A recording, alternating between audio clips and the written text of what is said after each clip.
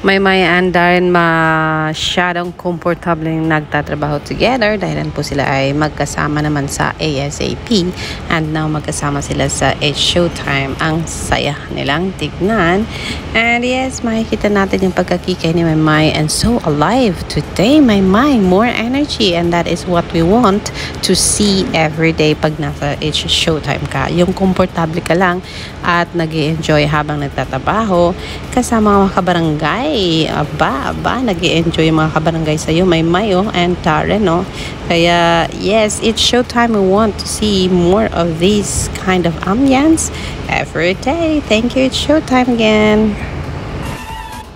Eto na nga po, magwawaging po kaya po ang pambato ng barangay Santa Catalina, Pagbiglao, Quezon Province! Hey! Let's go! Ayan, may tanong ako. Ito.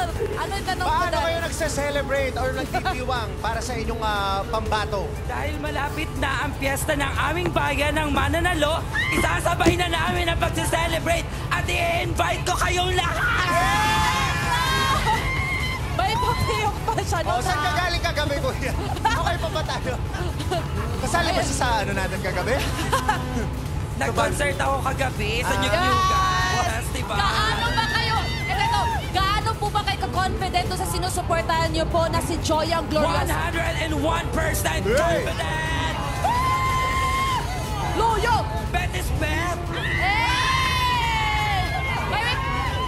May request po ako. Pwede niyo po ba siya bigyan ng parang amang kabugera na pa? Isa lang, oh. Okay. 1, 2, 3, go! Hey! Grabe, ang hype naman talaga. At dahil po dyan, magdiriwang na po ang buong barangay dahil heto na po ang breaking news ng barangay Santa Catalina, Pagbiglao, Quezon Province, Joya Glorioso! It's showtime!